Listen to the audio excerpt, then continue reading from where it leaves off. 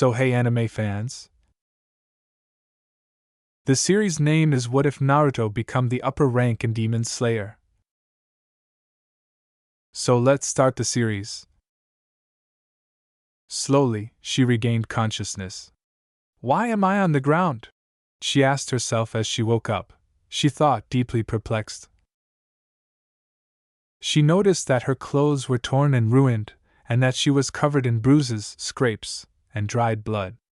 She wasn't sure of whose blood it was, and she wasn't particularly interested in finding out. She slowly forced herself to sit up.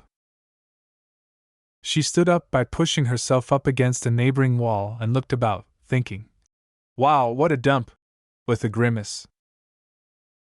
As she had imagined, the surrounding area, a village, if her hazy memory serves her well, looked awful. As far as she could see, which was surprisingly far, all that was left of what had once been magnificent, tall structures was a pile of rubble. The path, which was made of stone slabs, was full of craters and cracks. She began to move forward slowly, using the remnants of a wall as support. She narrowed her eyes and tilted her head to the side, thinking, "Geez, it looks like this place got struck by a hurricane." Then she thought, "What's a hurricane? Or even better, where am I? What took place? Who am I?" she asked as she stopped moving. Her eyes enlarged, and she fell to her knees, her eyesight becoming cloudy. Why am I unsure about my identity? Her hands instinctively reached up to her head and clutched at her hair as she thought frantically, and her breathing became more labored. She abruptly stopped, released her death grip on her hair, and inhaled deeply. Her eyes closed as she pressed her palms to her chest, gradually bringing her breathing under control. It felt natural to her, almost instinctive, as if she had done it before. "Focus," she urged herself.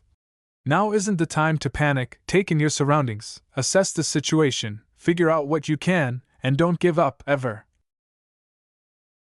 "Well, that was something," she murmured, blinking as she looked down at her blood-covered palms.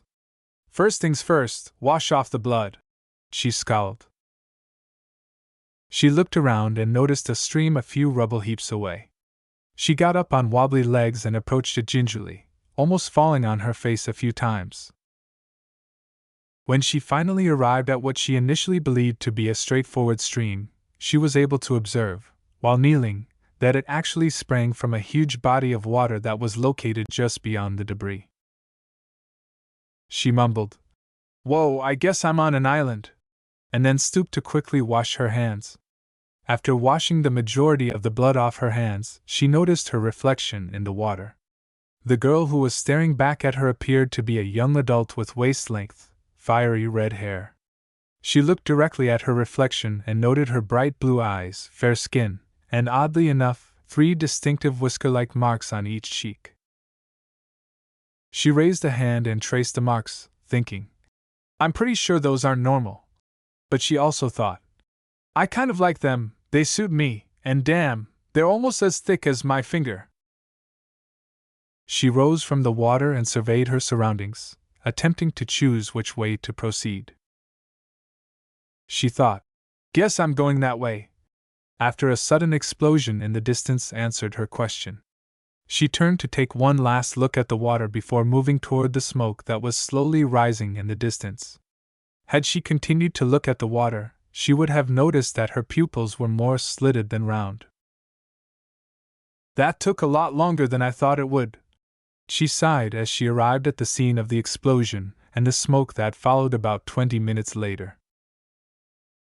Because she had to avoid the debris and kept coming to dead ends, the hike took much longer.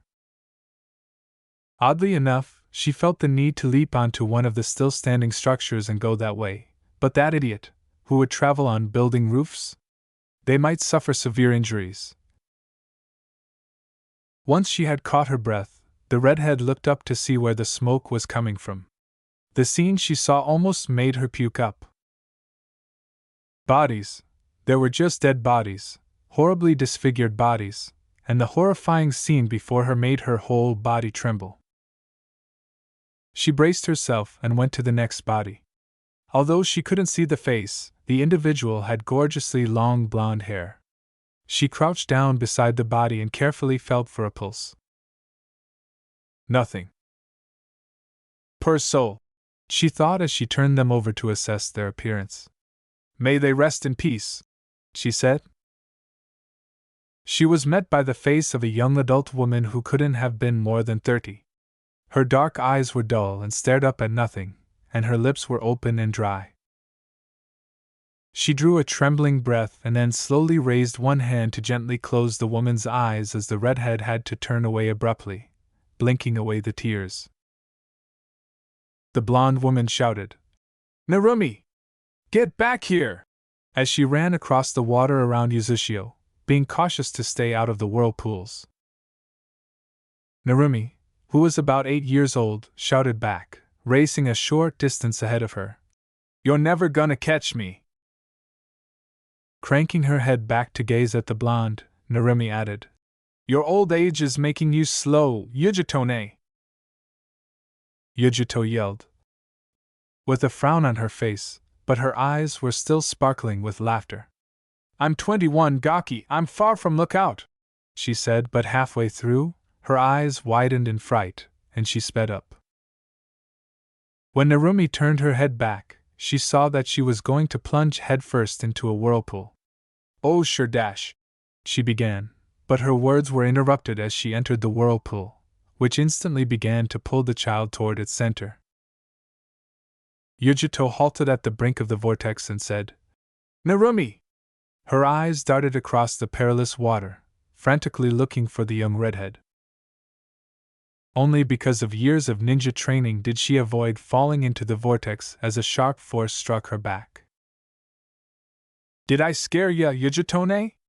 Yujito asked, turning her head to see an uninjured Narumi. "You should know by now that the whirlpools don't hurt Uzumakis," Narumi added. Ignoring Narumi's outraged cry, Yujito yelled, "Gaki!" and grabbed her off her back, hugging her against her chest. "Don't do stuff like that, my heart can't take it," Yujito said. "See, Yujitone, you are old," said Narumi with a laugh. While still holding the infant, Yujito said, "Shut up." After a while, she replied, "Come on, let's go find your brother and get some ramen."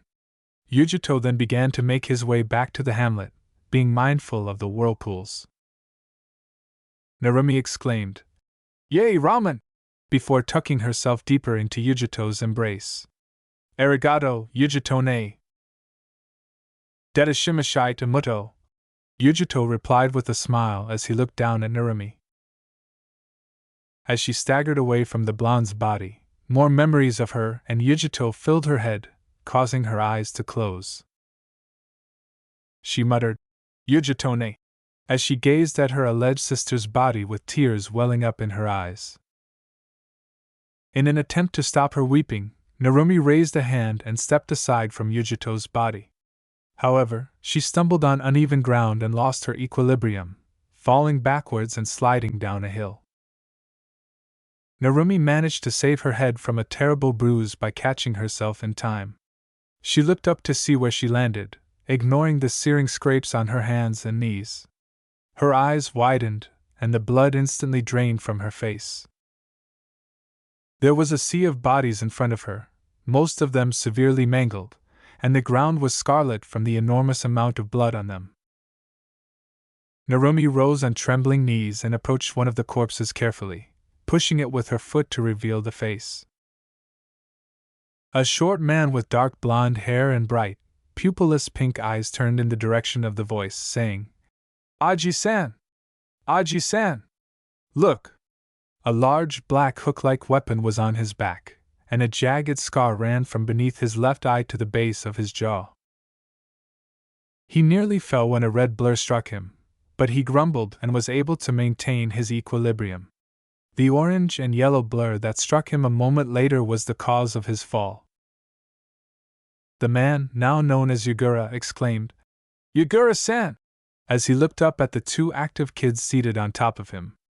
Two sets of bright blue eyes stared back at him, and both of them had whisker lines on their cheeks. If it weren't for their hair color, the two would be identical. One had bright red hair, while the other had yellow hair that was somehow brighter. With a growl, Yugura tried to push the twins away from him but was unable. "Yeah, gakis?" The redhead pulled Yugura to his feet when the blonde yelled, "Aji-san, look!" and jumped off him. "We're almost as tall as you now, Yugura-san," the redhead said, smiling up at him. But now that it wasn't actually up, Yugura noticed their height at last, and a frown soon appeared on his face.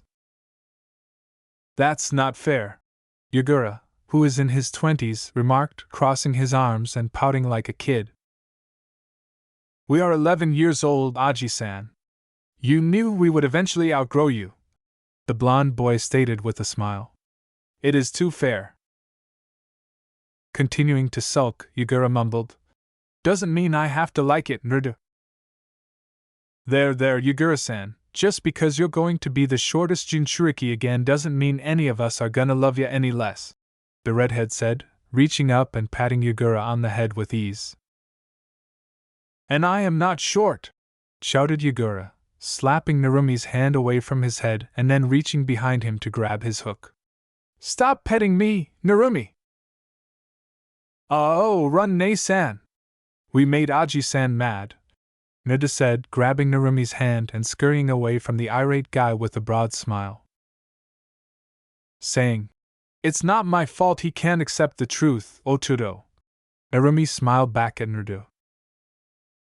They both laughed as they heard an irate shout behind them, and then they started to run more quickly. "Yugura," said Narumi, gazing at the guy before her with grief. "Who was the blonde boy with me in the memory? If my memory serves me correctly, his name was Naruto," she pondered. As soon as the name crossed her mind, it served as a trigger, and hundreds of memories suddenly overtook Narumi. Narumi collapsed to her knees, gripping her head in agony, squeezing her eyes shut and letting out a cry. After what seemed like an eternity, the flood of memories finally stopped, and Narumi found herself on her hands and knees on the filthy floor, tears streaming down her cheeks. "I should definitely be dead," she thought, sniffling. "Now that I remember." "Kurama, thank you for your sacrifice. I'd be dead if it weren't for you. I'll never forget you," Narumi thought as she raised a hand and pressed it on her belly, where her seal once was, before slowly supporting herself. Now more confident than ever, her legs brought her to the location where she remembered the last battle took place. There, she found closure as well as the greatest nightmare she had ever had, since among the debris and other bodies was the body of her younger twin brother, Uzumaki Naruto. She knelt over his body, her eyes streaming with tears once more. With a feeble smile, Narumi replied, "Hey, Oturo, I just wanted to say thank you, to both you and Kurama, wherever that fluffy bastard may be, probably with the rest of his siblings again. I'm sorry, I've always been such a crybaby, haven't I? And you can't even respond like you normally would," Narumi said with a feeble laugh as she reached up to wipe away her tears. "How's heaven? I imagine that it's nice. I have no doubt that that's where you ended up, right up there with Ka-san, Tu-san, and all the other Jinchuriki. Sasuke's probably up there too. He must be happy to see you again. I know I'd be," Narumi said, softening her eyes as she reached to run her fingers gently through Naruto's hair. Narumi let out a shaky sigh and visage. "I'm gonna miss you, Databane. Your tendency to yell instead of talk normally, your love of ramen. Who am I gonna share that with now? I'm definitely gonna miss my date-buddy. Hell, I'm pretty sure I'm even gonna miss how much you complained to me about how hot Sasuke is. That was annoying, by the way. Just so you know, you cannot believe how happy I was when the two of you finally got together, and now I'm not even gonna become an auntie. At least you can be happy with him up top." Sighing, Narumi regained her balance and beyond. "I should probably be a lot sadder about this. I think I've lost and cried a bit too much in this war to have any tears left. I'll probably just break down one day in the future and mourn the lot of you, but right now, I'm actually kinda glad I can stay level-headed. There's no way a sobbing mess is gonna be able to bury you all. Well, isn't that sweet? A voice that she recognized growled behind her. Narumi whirled around, but she failed to notice her vision intensifying or her fingernails growing into claws. The bane of her life was lying a few feet away from her. He was the one who initiated the Fourth Great Ninja War, the leader of the Akatsuki, and the one who personally sent Konoha and Yuzashio to their demise. Despite his disguise, he was plainly identifiable. Uchiha Obito was lying there. Narumi gently dropped her fighting stance and walked up to the dying man in front of her because, to be honest, he looked like he was barely surviving. Go ahead, laugh it up, Obito said, gazing at her. How the mighty have fallen, right?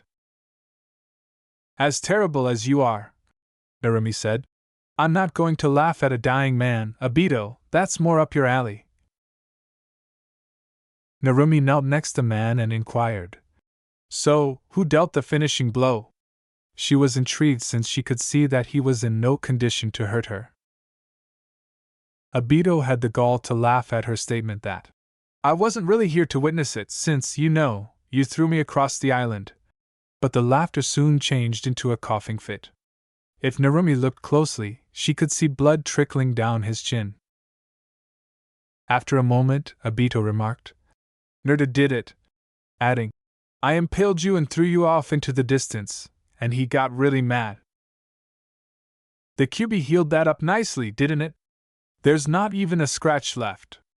What did end up happening to it? Did it D-dash? Obito said, slowly and painstakingly turning his head to look at Narumi's torso. Narumi's palm shot forward and wrapped around Obito's throat, interrupting anything he was about to say. Narumi hissed, Don't you dare insult Kurama! Disregarding Obito's gasping for air. He practically raised me. He got me and my Otudo out of that hellhole that was Konoha. He sacrificed himself to save my life. He was my best friend, and you have no right to disrespect him, you worthless worm, Narumi said. Obito's face turned a pleasant shade of blue as she spoke. Almost regrettably, Narumi relaxed and let the killer inhale deeply. Narumi, who doesn't generally hate people, watched in poorly concealed contempt as Obito laughed uncontrollably after catching his breath. She scared and hated Obito with all of her heart, and then some. You really care about that demon, don't you? Tell me, how'd it feel when you realized he was giving up his life so you, a pathetic empathizer, could live? He stammered, still laughing like the dying maniac he was. Obito would have been dead by now if appearances could kill, but he either didn't notice or didn't care about Narumi's glare. Instead, he continued, almost babbling at this point. Just in case you didn't know, I was the one who orchestrated your parents' death, but you probably already knew that, didn't you? I was also the one that killed your brother. We hit each other at the same time. My blow was just closer to the heart than his. I liked watching the life drain out of his. Your parents, too. That's the one thing that I particularly enjoyed about killing your family, watching the life drain out of their dash. Whatever Obito tried to say was interrupted by Narumi. She moved mindlessly, her thoughts clouded by overpowering anger, and the next thing she knew, Obito was dead, with blood streaming down her neck and chin and a piece of his throat between her teeth. After spitting the flesh from her mouth, Narumi fell to the ground and sobbed. For Narumi, the whole funeral stretched from dusk till dawn, which was both too long and insufficient. She was numb. Family, friends, and foes were all buried by Narumi with equal care when all the remains were discovered and taken to a sizable area of open land. She felt devoid. Despite clearly requiring rest and time to recuperate, she didn't even feel exhausted afterward. She had no feelings. Narumi made the decision to search among the debris. She discovered a sealing scroll that was only slightly damaged, which she used to carry and keep whatever she thought would be helpful. She then proceeded to the sealing chamber entrance, which was designed to resist a tsunami, so she wasn't shocked to discover it undamaged. The injured and citizens were meant to travel there, but there wasn't enough time. She felt empty. She collected all of the scrolls she thought were significant, along with any weapons that might have been kept there. She also collected a lot of blank paper and ink, which she put into a more sophisticated sealing scroll. The scroll she discovered outside was also quickly sealed inside it. Narumi needed food, but she didn't have the energy to get any because she was already worn out from sealing the goods she desired with the little chakra she had recovered. She was worn out. She chose to take the backpack that was in the back of the room, and inside she placed the 2 scrolls she used to seal everything, the 1 kunai she kept for self-defense, and the damaged Yuzushio Hitaichi she had discovered. She could see her name faintly scratched into the metal on the edge of the metal plate, and she activated the tattoo seal on the inside of her forearm before placing the backpack inside. After preparing herself, Narumi departed the spot she had lived for more than half of her 19 years. She felt uninteresting. Narumi continued to travel for hours over mountains, fields, and lakes without ever tiring or stopping. By the time she arrived at what appeared to be even a semblance of civilization, the sun had completed 1 full cycle and was about to rise from the horizon once more. The town where Narumi found himself was a harbor town, with only 7 small houses, most of them deserted, and large docks that could accommodate only a few boats. The town's residents were hurrying between the boats and their homes, lugging as much as they could to the ships. When Narumi heard a voice addressing her, she looked up to see a middle-aged man with a thick beard kneeling in front of her. "Ah, hello? Didn't see you there. I'm afraid the shops and inns are closed. Sorry, pardon me fair skin, but are you all right?" The man went on, unfazed but somewhat alarmed by her lack of response. "Are ye seeking passage across the waters?" Narumi murmured, "I don't know what I want to do." And the man's eyes grew pitying. Observing Narumi's flinch at the mention of the battle, he said, "Ah, I see, the war got to your part of the nations too, didn't it?" She turned away and muttered, "Yeah, my family and our frontline fighters." "Were?" he said again, his eyes glimmering with fear and hope. "Is the war over?" "The war's over, yes, but the Akatsuki destroyed everything," Narumi said with a little pout, glancing around at the civilians getting the boats ready. "You're making the right choice by leaving. There's nothing left in the elemental nations that's worth staying for," she said. "Yeah, I figured," the man said with a deep, sorrowful sigh that was full of acceptance. "Apologies for my bluntness, but from the look in your eyes I'd reckon you're the only one out of your family that survived the front lines," he said, extending a hand towards Narumi. Narumi's eyes were downcast and refused to meet his own. At last, Narumi looked up at his offer, her eyes widening slightly. "Yeah, I'd recognize those kind of eyes anywhere. Come on, Missy, you can hitch a ride on my boat," she said. With sincerity, she answered, "Arigato gozaimasu. I'll be sure to repay your kindness as soon as I can." She then took his still outstretched hand and pulled herself to her feet. The man cracked a joke. "That's gotta be the most emotion I've seen you show since we met, and I don't think a face like yours is meant to be that blank. Don't worry, we'll work on it while we're sailing." "Name's Daisuke. Ain't got no last name, and I'd like to keep it that way. What about you, Missy?" he said, maintaining a strong hold on Narumi's hand and shaking it thrice. "He kind of reminds me of Naruto and Rashi," Narumi said, glancing at the now dubbed Daisuke's radiant smile, sparkling eyes, and generally fatherly aspect. The side of her mouth quirked slightly, the first smile she's made since it. To Daisuke's credit, he didn't react externally to her last name. Whether he did so internally or not is still up for question. "Uzumaki Narumi," she said. "Nice to finally have a name to attach to the face, Missy," Daisuke replied with a broad grin. Do you mind helping me lug those crates behind you onto my boat? It's the dark one on the far end of the harbor. When Narumi turned back, she observed that there were roughly 5 containers, each of which was nearly 3 times as wide as she was and reached her hip. This may be the first step I take in repaying his goodwill, plus it provides me an opportunity to try out this chakra-enhanced power I gained from Kurama, Narumi pondered. Sure, Narumi responded with a neutral expression on her face. She leaned down and scooped up 3 crates that were stacked on top of each other with ease. She stopped, checked their weight in her arms, and then turned to face a slack-jawed Daisuke. What's inside these crates, Daisuke-san? She said. Fortunately, Daisuke recovered quickly and responded. The top 2 contain food, and the bottom one contains boat parts. That's an impressive skill you got there, Missy. As Daisuke leaned down to pick up one of the 2 crates that were still there, Narumi's face still had a deadpan expression, but there was a faint frown on her face. My name's Narumi, she stated. Daisuke tipped his head back and let out another giggle. I know that, Missy, I've just grown attached to the nickname, he said. After scowling for a few more seconds, Narumi let out a small sigh and looked back at the route ahead. Whatever you say, Daisuke-san, she said. Daisuke turned to stare at her and cried. Drop the san! It makes me sound old, and I ain't old yet.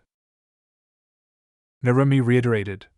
Whatever you say, Daisuke-san, picking up a little speed to pass the elderly guy. The outraged scream Daisuke let out almost caused a tiny smile to appear on Narumi's lips. It didn't take long for Narumi to load Daisuke's possessions and supplies onto his boat thanks to his newly discovered strength. Before long, Daisuke was explaining to her how a boat operates. After completing his explanation, Daisuke said, And that's about it, did you get everything? Got it, Narumi murmured, staring at him blankly. Daisuke screamed, thrashing his arms. Stop staring at me like that, Missy! It freaks me out. When Narumi said, Gomen Daisuke-san, I'll be in the crow's nest if you need me. She bowed briefly before leaping up and landing in the crow's nest. Narumi looked down at Daisuke as he let out a choke scream. With one hand gripping the front of his shirt, he shook his fist in the air and roared. Give me a warning before you do that ninja shit, Missy! You nearly gave me a heart attack. I'm afraid I can't stop doing it, since it's my heritage and is running through my veins, Narumi said, tilting her head. Does me being a kunoichi bother you, Daisuke-san? She questioned. As he bent down to untie the boat from the harbor, Daisuke sighed and casually waved his now relaxed hand at her, saying, It's fine, just tell me before you do anything crazy, got it? They were going to be the first vessel to leave the harbor, and it just so happened that the boat leading the migration was the one leaving first.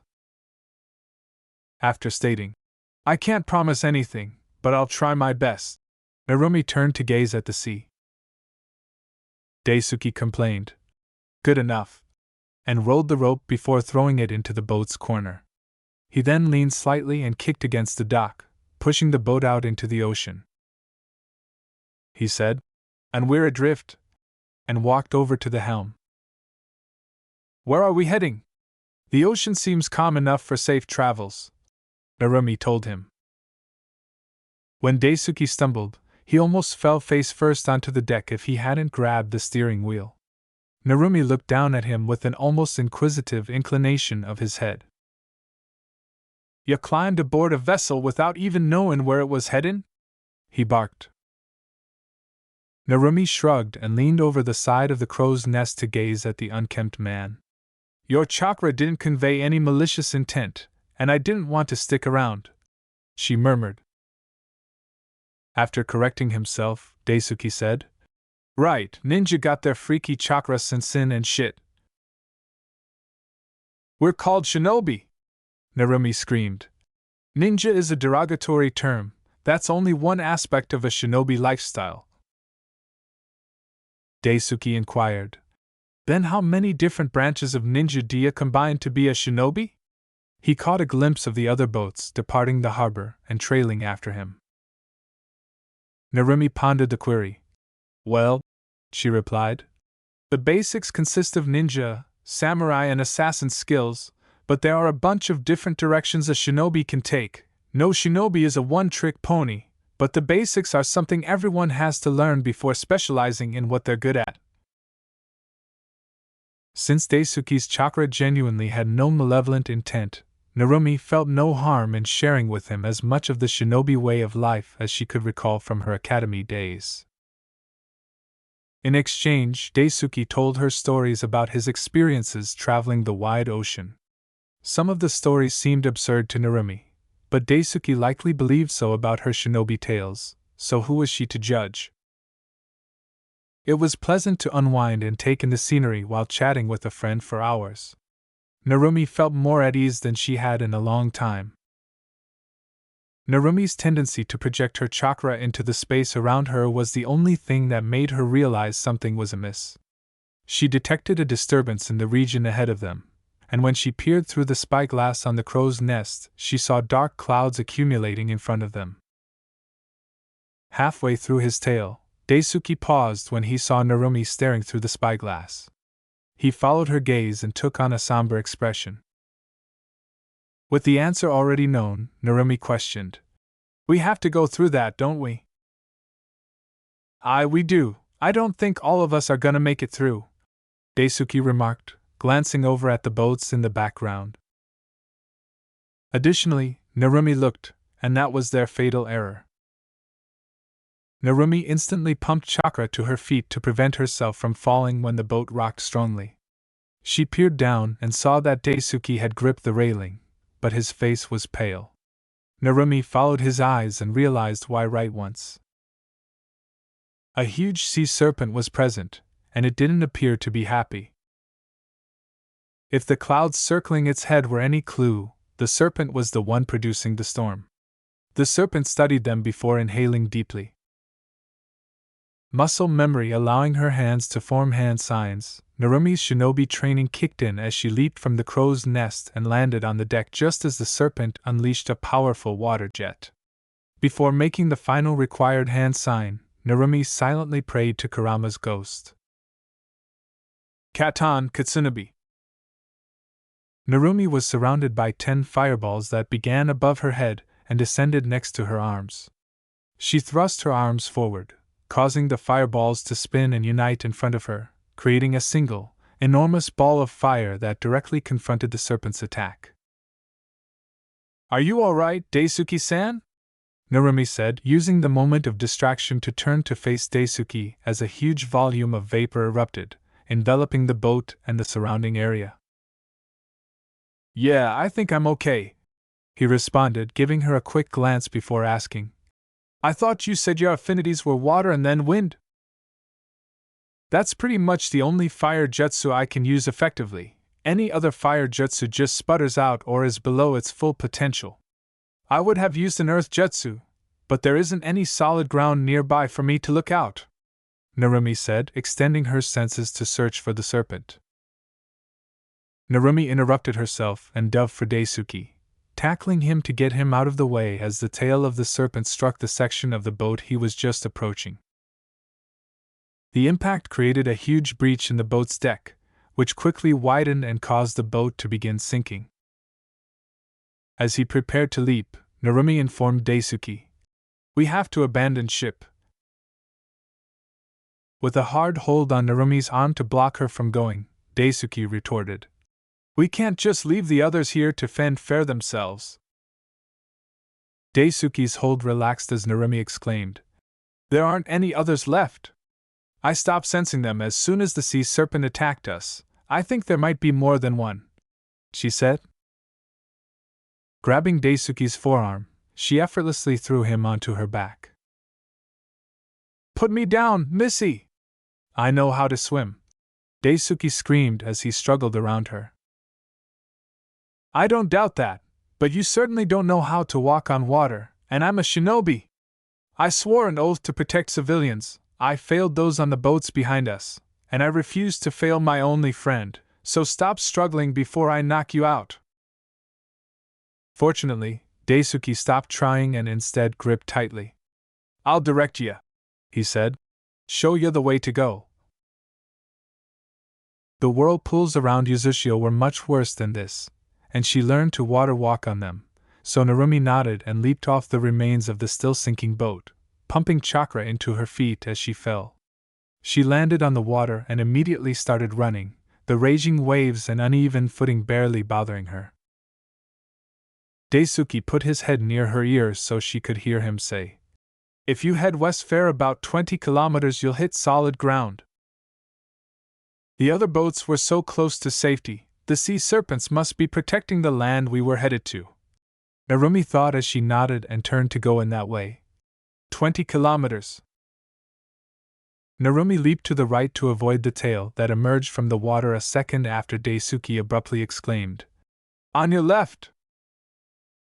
Narumi commanded, Hold on with your legs, as she spun on her foot and faced the sea serpent that appeared where its tail swung out. She then used her free hands to make a symbol that Naruto enjoyed using. Kage Bunshin no Jutsu. Two Narumi clones appeared in front of them, and Daisuke pulled his head back. You guys are going to do the technique Otuto, and I always practice in the waters behind Yuzushio, remarked the original Narumi, glancing at her clones. Aim for diversion and attack. Narumi's fears were confirmed when the clones nodded and leaped in the direction of the sea serpent, which had called its buddies in the interim. There were now 5 sea serpents between them and the route leading to the land Daisuke had mentioned. Daisuke wanted to ask her what she meant, but instead chose to watch the clones. You can squint your eyes if it helps, Narumi said. As the clones sprinted beside each other in the direction of the serpents, one was flashing hand signals as the other's hand was extended next to her, palm up. Condensed wind started to collect in her hand as the other completed her hand gestures and water collected in her hand. Futon Raisin Gan. Suetun Hahanryu. The water jutsu was shot after the wind jutsu. When they struck, the wind jutsu seemed to absorb the water jutsu, creating a massive vortex of water that was spinning fiercely. Kufu Suka no Jutsu. The clones aimed the vortex at the sea serpents, and the outcome was just what Narumi had hoped for. The larger sea serpents were unable to avoid the vortex, while the smaller ones were trapped in it. The clones saluted Narumi before vanishing in smoke puffs. Narumi remarked, We should go while they're distracted, as she ran around the terrifying water vortex. Slack-jawed Daisuke murmured, Sure, with a newfound admiration as he glanced down at Narumi, who was still sprinting on the water while holding him. Since Narumi was still recovering, she theoretically shouldn't have used any chakra, but by the time they arrived at the land, she was hardly able to move. However, she had to maintain her strength and refused to lose another buddy. To make it easier for Daisuke to get off, she bowed her knees a little. He exhaled deeply as soon as his feet hit firm ground. After saying, We made it, Missy, he turned to face her. His eyes grew wide, and he hurried over to her. Narumi! What was the reason of the world's tilt? Whatever the case, Narumi was exhausted and ready to go to sleep. Daisuke's anxious expression was the last thing she noticed before fainting. Oh! Thank Kami you're awake! Narumi turned her head in response to the voice and saw Daisuke rise from his crouch against a nearby tree. A cursory glance around the area revealed that she was in a forest, and the beach they had arrived at was only a short distance away. A lit fire pit was on her other side, and a few fish were cooking above it. You were asleep for 3 days, Daisuke stated, crouching beside her and assisting her in sitting up. You wouldn't believe how much you scared me, Missy. Yeah, Narumi moaned. A person usually experiences that when their chakras are depleted.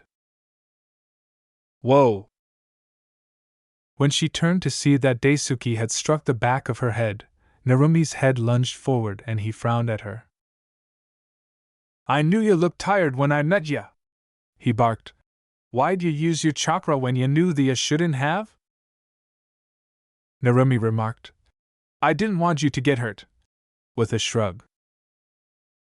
I get it, I really do. Shinobi are self-sacrificing idiots, Daisuke remarked, dragging his palm up and wiping it against his face as his angry expression wavered. But please learn to take care of yourself, Missy, he urged. Knowing she couldn't guarantee him anything, Narumi responded. I'll try. But she was staring at him blankly. What happened while I was out? She said, looking around. Although he snorted, Daisuke's face showed uncertainty. A lot of things, Missy. I honestly don't know where to begin, he said. Narumi stated. Begin at the beginning, after I lost consciousness. As if it were clear. All right, Daisuke muttered. But listen carefully, I don't feel like repeating myself. He sighed once again, as if he were doing that a lot today. Daisuke looked at her as Narumi nodded and reached for the grilled fish, snatching approximately half of them. Narumi responded. I barely have any chakra, and I haven't eaten in like 3 days. So he left her alone. Daisuke began, settling in. I think I should start by saying that this place is very different from the elemental nations. For starters, there aren't any shinobi here. Narumi almost choked on the piece of fish in her mouth, which was unexpected even though she had anticipated it. She cautiously extended her senses before realizing that there was a noticeable deficiency of active chakra in the atmosphere, but there was also a good deal of dormant chakra.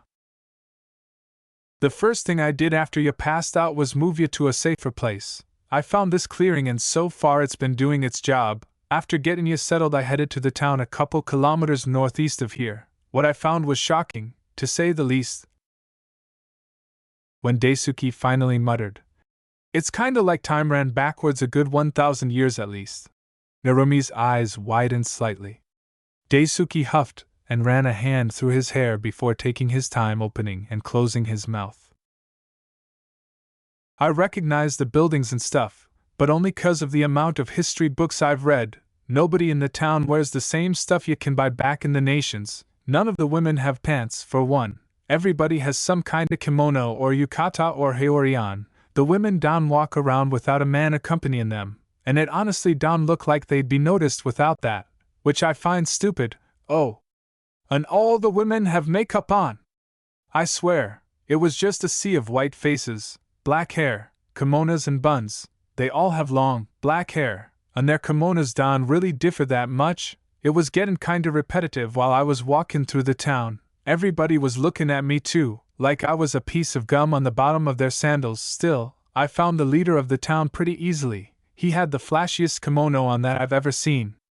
And there were so many women around him. Narumi's countenance changed during Daisuke's story. Instead of the blank expression she has had since, she now has a displeased expression that reads, That sounds boring. Aye, but the strangest thing was their appearances.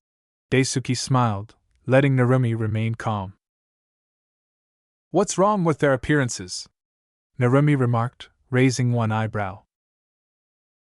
Daisuke, who appeared much older than he actually was, remarked, They all have either black or brown hair, and their eyes are mostly black and brown. Very few had blue or green, and they have no unusual birthmarks or unnatural hair colors. That made a lot of sense, indeed, but it also made no sense at all. Why does this remind me of when Gaara and I pondered the chemical structure of Utakata and eyes easily poppable but also sturdy as shit bubbles? Narumi wondered, lowering her eyebrow on the subject. She pondered. That's going to be a problem. I don't exactly fit in with those criteria, and if I remember my history correctly, there's a high chance that I'll either be stoned to death, forced to commit seppuku, or drowned, Narumi said, twirling a strand of her bright red hair around her pointer finger. Daisuke made an extremely interesting face at her statement, and her casual demeanor only made him make an even more interesting face. Narumi was aware that she was correct. Uzushio's scroll chambers contained a number of scrolls that described the elemental nation's pre-chakra potency in humans. These tales weren't particularly lovely, but people always have and always will fear the unknown. Daisuke cleared his throat, and Narumi ceased her return her attention to him. "Well then," he replied, "it's a good thing none of the townsfolk have seen you yet. Anyways, I managed to win the leader over with a sob story about how my family and I were a family of fishermen that got lost at sea, got caught in a nasty storm and washed up on the nearby beach after losing the boat. Told him I set up camp in the forest and that my granddaughter and I were the only survivors." "Granddaughter?" inquired Narumi. "Well, I can't call you my wife now, can I?" Daisuke responded. "That, and I've got too many gray hairs on my head to be considered your father. Hope you don't mind." "It's fine," Narumi replied. "I've never had a grandfather before. What compromise did you make with the leader, Aji-chan?" "Right," he continued, gently pressing his fist to his chest. "I told him we'd catch fish and sell it in the town in exchange for living quarters. He agreed, rather quickly to be honest, but I'm not looking at a gift horse in the mouth." Daisuke choked on his spit but recovered quickly. "I used some of the few gold coins I had to buy us some clothes. All I could afford were some basic kimonos. Sorry about that," Daisuke said, reaching into his pocket and taking out a key. "He gave me the key to a log cabin on the other side of the forest, towards the south," he added, pointing to the heap of cloth against a nearby tree. Then Narumi turned to face the south and said, "When are we going to go look at the cabin?" "That's all right, you've already done so much for me, so I'm not going to complain," she responded. Daisuke reached out to Narumi and said, "I was planning on taking a look in a couple of hours, but since you woke up we can go together." Although Daisuke maintained a tight hold, Narumi softly shook off his hand after accepting it and heaving herself to her feet. "You said the cabin was south, right? Then let's go," Narumi remarked, before turning around. "I'll be fine," she responded. Then she knelt down and gathered up her bundle of clothes. Narumi led the way when Daisuke picked up his own pack, but he made sure to stay within arm's reach of her in case she fell. Narumi's usual expression of blankness seemed suitable in this circumstance. The cabin, if it could even be called that, was a dump. It was a simple wooden cabin that was raised slightly above the ground by wooden beams, but it was in terrible condition. The walls were made of water-damaged, cracked, and loose wooden planks. The windows were wonky, the roof had holes in it, there was no door, and there was no way to enter the house because there were no stairs. Narumi declared, "I'm pretty sure you got scammed, Aji-chan," as she examined the little wooden shed at the back. While gazing at the cabin, Daisuke deadpanned. "His excitement when he gave me the key makes sense now. He obviously didn't know that he'd be giving the house to a shinobi and someone who's lived around shinobi their entire life," Narumi remarked as he turned to face Daisuke.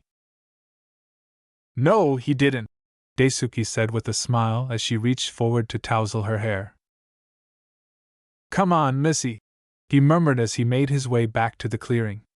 "After you get your chakra back, we can fix the house and go fishing tomorrow." Narumi remarked, "How sure are you that he gave you a decent boat?" as she fell in step with him. "There ain't any fish in the market, so I got a feelin' they don't have any fishermen in the town," Daisuke questioned. "Are you sure you're comfortable like that?" "Dead certain," Narumi replied as she settled into a contemplative stance. "This is the quickest and easiest way to regain my chakra, and since you don't want me working until I've recovered, I'm going to recover at least a tenth of it tonight." Daisuke sat down on the floor by the fireplace and questioned, "Why only a tenth? Don't you shinobi need all of your chakra to function properly?" "I'm an Uzumaki, Aji-chan," Narumi said with a sigh. My genetics automatically give me larger chakra reserves, and because I used to be a Jinchuriki, my already large reserves have doubled and then gone beyond that. A tenth of my entire chakra reserves would be equal to the chakra of about 20 jonin. I don't really understand shinobi rankings all that much, but I'm pretty sure that's a lot of chakra. Missy, what did you do? Absorb the Kyuubi? Daisuke remarked, whistling softly. Narumi said, something like that. And while in the boat, she actually told Daisuke about most of her past. She never told him the specifics of what happened in Yuzushio, but she gave him the general idea. She didn't want her traveling companion to be unaware of what he was getting into by hanging around with her, and to her surprise, Daisuke didn't care. Narumi was not ashamed to admit that she almost started crying when Daisuke threatened to punch her in the face if someone who had previously harmed her appeared. Consequences be damned. An honest man, Daisuke was kind, hardworking, and unafraid to stand up for what he believed in. When Narumi was alone, she fell in love with him because she was afraid of being alone at the time and still is. She knows that whoever she becomes attached to will get hurt, and that life would be much easier if she isolated herself, but she detests being alone. So that night, while Daisuke was sleeping and the fire was burning, Narumi made a vow to herself that she would protect Daisuke and anybody she became close to until the day she died. She also meditated to replenish the chakra she had before Kurama's sacrifice. Narumi's nindo was to never give up, and Nida's was to never break his word. She reasoned that she could combine the two and make a new nindo for herself. I will never break my promises, Narumi said into the stillness. I will never break my promises, and if someone tries to get me to break them, I won't give up until they've been stopped, because that's my nindo, my ninja way. In the still night, Narumi's resolve and commitment were audible, and she at last began to feel as though she could put her sorrows behind her and start over in this new location. They came up with a system together. Daisuke taught Narumi the fundamentals of fishing on their first outing on the water, and she complied with his instructions until she caught her first fish. However, the process took much longer than Narumi had preferred, and she let Daisuke know this.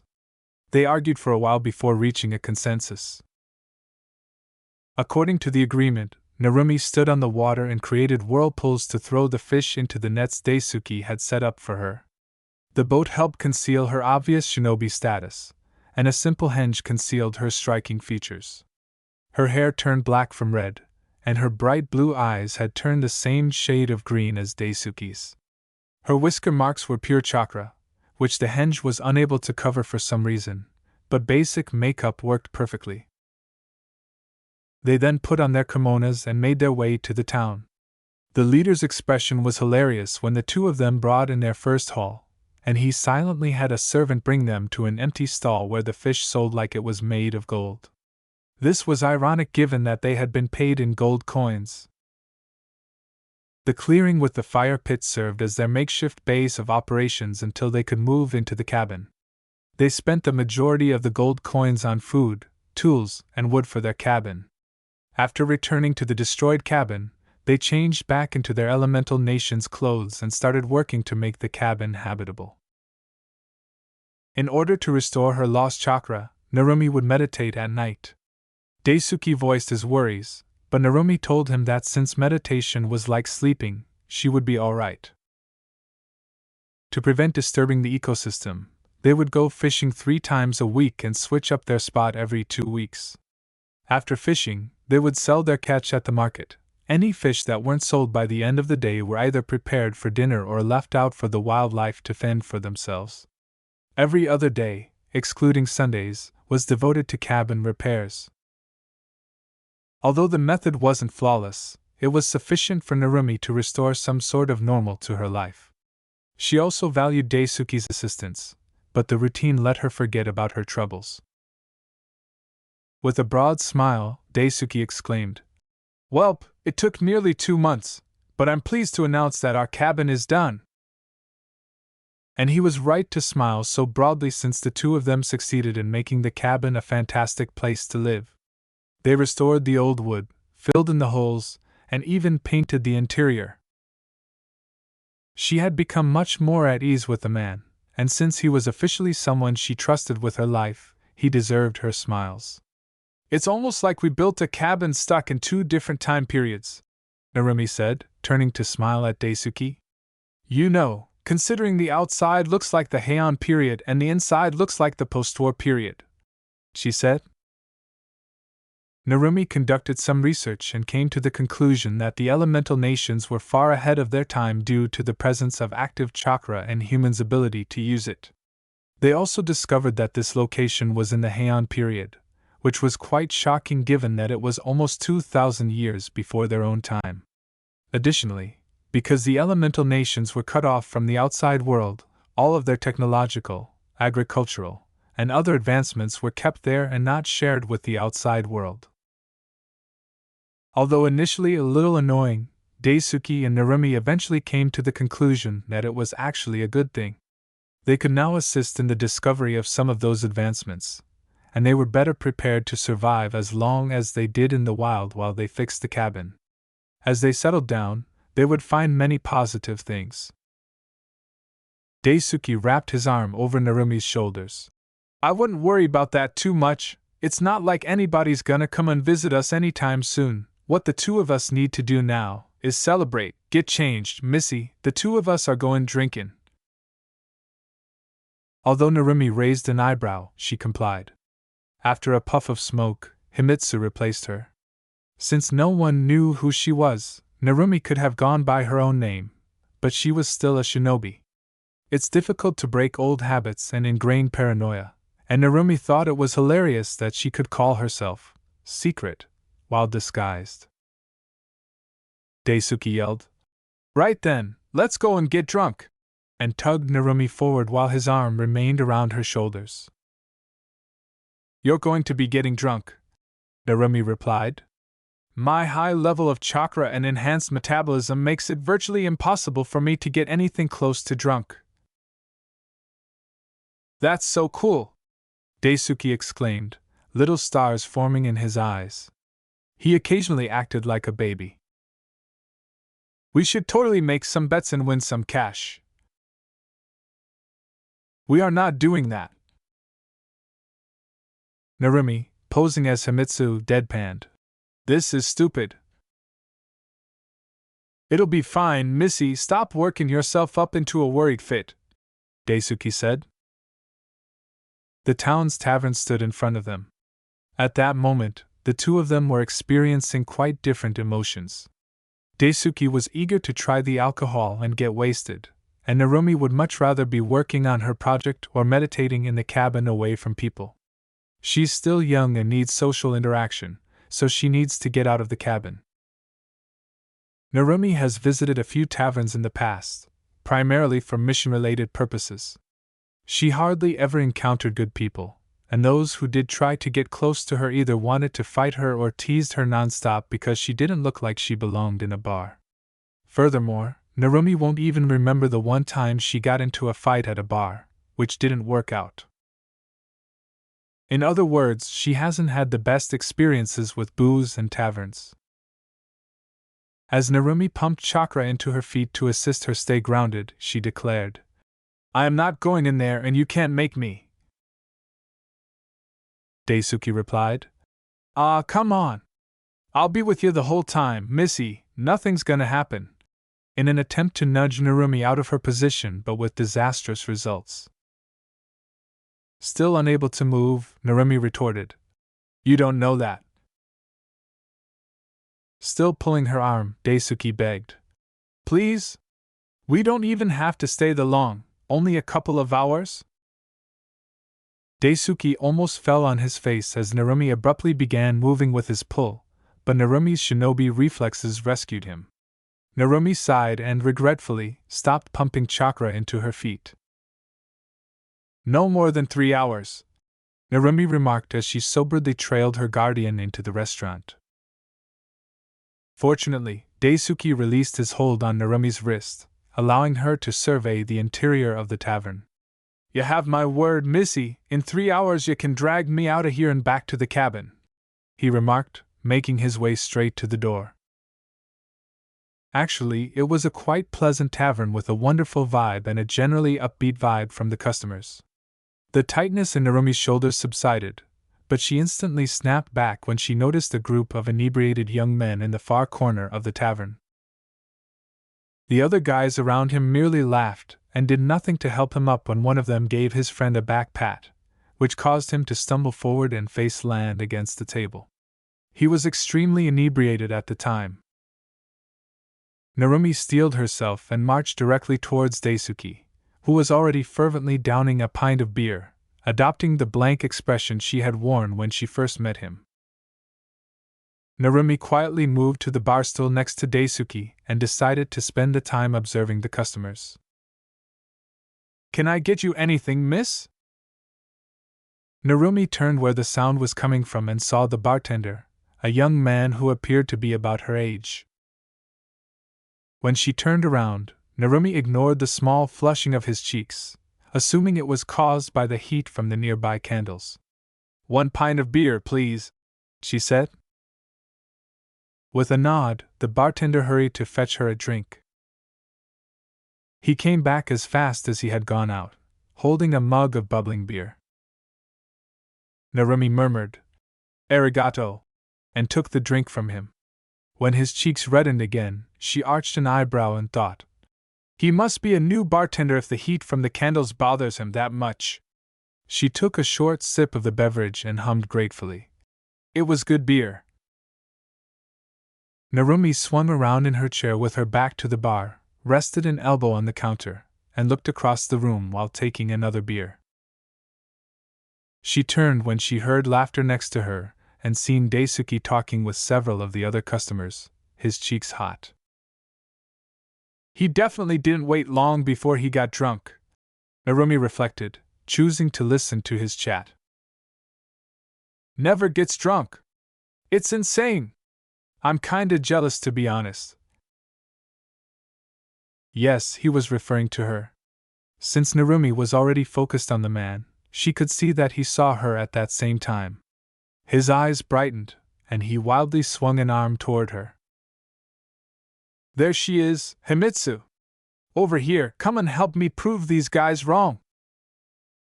5 sets of eyes were immediately on her, including the bartenders, who had been listening to Daisuke's story with half an ear. Narumi sighed, clunked her head back, and drank the last of her beer before going to her guardian. She then allowed her face to return to her now normal blank expression and examined each of the men before turning to Daisuke. Yes, Aji-chan? Damn, old man! Who'd you knock up to get a granddaughter like that? Exclaimed one of the men, whistling. Narumi kept her face expressionless. They had only been here for 30 minutes when she immediately ran into a douchebag. She detested bars and taverns because this place was much older than her hometown. Daisuke simply chuckled and answered, Nah, I'm too much of a commoner to have contributed to any of that. I never married, she's adopted. Much to Narumi's mild relief and dismay, as it's awful to aggravate an intoxicated person. The man chuckled, with delight pulsing in his eyes, for some reason that Narumi could not understand. The bartender's little gasp was something Narumi was well aware of, and she didn't require sympathy. My parents died when I was born. I never knew them. There's no need for me to be sad about it, Narumi replied, craning her head back and making eye contact with the bartender. The bartender grinned, but his eyes remained sorrowful. What did you need me for, Aji-chan? I was enjoying a nice pint of beer, Narumi said, turning back to face Daisuke. This place really has remarkable alcohol, Narumi said to the bartender. The bartender stumbled and hid behind his tray as his face reddened. Narumi turned to face the man who had asked if she and Daisuke were related before.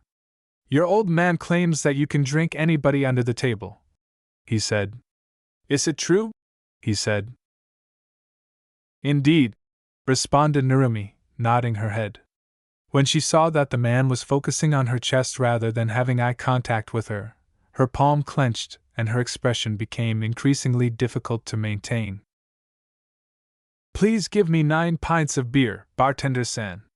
This man and I are going to have a drink-off, she said, turning to face the bartender. All right, I'll do that right away, ma'am, and my name is Denki, no last name, the bartender said after being momentarily surprised. Understanding flashed in Narumi's eyes as she looked at him, but she didn't respond visibly. Himitsu, also no last name. Denki grinned, but the smile was quickly erased from his face when a palm slammed down on the bar between them. Him again, Narumi thought, seeing the man's scowling and alcohol-stained visage as she gave him a blank side-eye. The man said, 9 pints of beer, and make it snappy, runt, before turning to face Narumi and grinning dazzlingly. As she gazed at his yellow, crooked teeth, Narumi didn't even let a fleeting look of disdain cross her face. Shall we? He inquired, his dazzling smile turning slightly more derisive.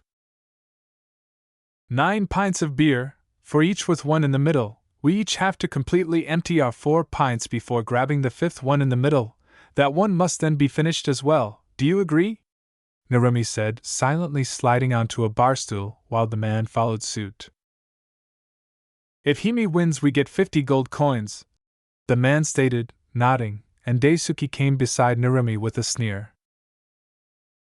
Hime? But 50 gold pieces isn't quite enough for my tastes, and that parchment paper I saw cost at least 80, so that's new, Narumi pondered. That man began. And if I win? Jerking Narumi out of her reverie. He was beaming with confidence and clearly looked her up and down. Although Narumi's face was expressionless, she gave him the finger in her head. If I win, I get to spend the rest of the evening with lovely Hime-chan here, at my place. Oh no! I would rather don the green jumpsuit of that amusing Konoha man than approach you. Narumi's inner thoughts were racing. I'm only sitting this close to you because we can't have a drink-off if we're on separate sides of the bar. And although her face didn't change on the outside, one of her brows was slightly raised. Denki, who had brought the beer, staggered and almost fell at the man's wager. She could see Daisuke preparing to leap at the man next to her, so Narumi extended one arm to block his path. Daisuke looked down at her curiously as she stared at him, saying, He looks like a rat. I'm now going to call him Ratman. Of course, in her mind, she was the epitome of complete irresponsiveness on the outside. When Narumi answered, That's fine with me, the man grinned broadly and began to pump his fist in the air. However, he said, pausing to glance at her once more, that amount of coins is far too low, and then if you win, we'll leave immediately, for the entire weekend. The man's face gave the impression that he was going to win 200 gold coins. He agreed right away and threw 4 bags of coins onto the area between them. Narumi didn't need to verify them because she could tell they were full of coins. The stock-still man, who obviously didn't enjoy the wagers, was startled out of his trance by Narumi's words. Denki-san, the beer please, I'd like to win my earnings as soon as possible. There's a sheet of parchment paper and a pot of ink calling my name, he said. All right. And position the beer between the 2 contestants, 4 on each side and 1 pint in the center. A sizable crowd began to assemble around the 2 as Ratman's lackeys had somehow managed to alert the entire tavern to their competition and the stakes. Looking considerably more sober than he should have, Daisuke put a hand on Narumi's shoulder and said, You don't have to do this, missy, bending near to her ears so the other customers wouldn't hear him. Weren't you the one who said we were going to use my resistance to alcohol to win some money? That's what I'm doing right now, so why the long face? Narumi asked softly, breaking her blank expression for a few priceless moments to snort at Daisuke's suggestion. Daisuke pouted at her but still appeared somewhat concerned. He chewed out, If I knew we'd be betting against sleaze bags, I wouldn't have suggested it. As Daisuke's hold on her shoulder tightened a little. With a gentle expression in her eyes, Narumi put one of her hands on Daisuke's and said, I'll be fine.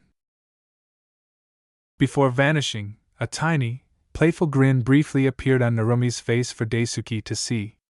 Besides, if by some miracle I end up losing, we can just kill Ratman and skip town, she said. After snorting at Narumi's moniker, Daisuke eventually let go and took a step back. Kick his ass, Hime! He yelled after putting his hands over his lips, which prompted the other customers in the vicinity to yell their own applause as well. The most of them were supporting Ratman because they didn't think a woman could outdrink a guy. Ah, the misogyny of the past. With resolve shining in her eyes and the rest of her face remaining expressionless, Narumi smiled wickedly on the inside as she eagerly awaited the reaction they would undoubtedly give her when she won. Denki moved to stand behind the two of them, but still in the center, and said, "I'll be the judge, if that's all right." The words, "Fine by me, runt," were spoken by Ratman. Narumi answered, "I'm fine with it as well," and gave one nod. "Okay, please place both of your hands on your laps." The two continued, with Narumi making an internal vow to ensure Ratman's fall was rapid and humiliating, greed and list blazing in his eyes at every round. Denki nervously glanced between the two and said, "On my mark, you may lift your hands and begin. Ready?" They both nodded. "I hope Himitsu-san wins," Denki thought, "because no woman deserves to be treated the way this man obviously intends to treat her. She doesn't look foolish, though, so she probably has some sort of plan." "On your mark," Denki started. Both Ratman and Narumi sat motionless, but below the table, Ratman's fingers were continually flexing while Narumi stayed motionless. Her perceptive eyes were focused on Ratman, dissecting him piece by piece. She grinned to herself, thinking, "I'm winning this." Denki added, "Get set," looking at the two of them one more time before he sighed and supposing that Himitsu would prevail. "Go!" Both competitors' hands instantly went to the beer cups on the counter, and Ratman took one in each hand and started downing. He didn't care that he would wake up feeling really drunk because he would get to sleep with the cute little girl. For nothing. And without opposition. His wicked thoughts caused his cheeks to flush, and he started drinking more quickly because he was impatient. The triumph was in high. Clink. Done.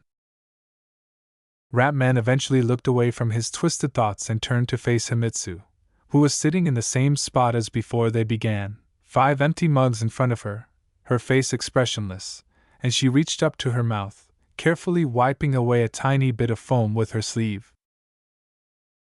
The tavern was completely silent, and Ratman's mouth fell open.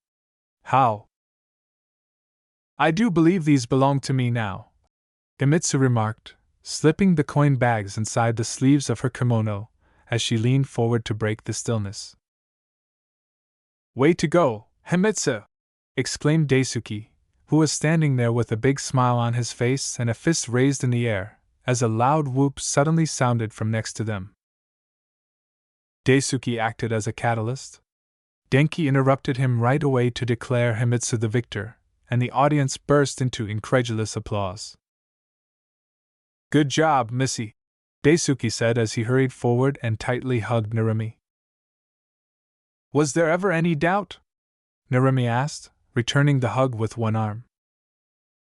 A forceful shove caused Ratman to fall off his chair, but it didn't help him gather himself because he was still in shock and hadn't left his seat. "Out of the way, slowpoke, let me show you how a real man drinks his beer." Both Daisuke and Narumi looked at her next opponent, silently assessing him. He was a burly man, almost twice as large as Ratman, and he had a cloth over his lower face, which he took off to speak to her. Narumi gave the new man her undivided attention and silently called him Hanwanabe. Hanwanabe said, "Name's Ricky, I challenge you to a drink-off." And she will continue to refer to him as such. "What are your terms?" Narumi said, maintaining her expressionless expression and reverting to her Himitsu persona with ease. We each drink 1 cup of sake at a time. First one to collapse loses. If I win, you leave this place with me. And if you win, I'll give you 200 gold coins, same terms as before. Oh, and the loser has to pay for the drinks," Han Wannabe added with his arms raised. Her only answer was a whimper. "I accept," Himitsu said without hesitation. She stopped, then leaned over to Rat Man, who was lying on the floor. "Since you lost, I'm pretty sure that means you have to pay for the 9 pints of beer," she added. Denki was staring at Himitsu with obvious admiration when Han Wannabe turned to him and requested him to begin preparing the sake. Denki broke out of his hero worship and hurried to the bar, excited to see Himitsu perform once more. The enthusiasm of the other bar visitors almost drowned out Denki's exclamation. "Himitsu-san is the winner!" Han Wannabe passed out quickly because every cup of sake she drank was burned away before it even reached her stomach due to Narumi's corrosive chakra, which burns through alcohol and most poisons with relative ease. It turns out he was betting that she would already be somewhat drunk from the beer, which is bad for him. Han Wannabe was followed by 4 more competitors, all of whom offered the same terms as their predecessors. As previously stated, they all lost. After deciding she had had enough, Narumi took an inebriated Daisuke by the arm, waved to the disgruntled customers, and left for home.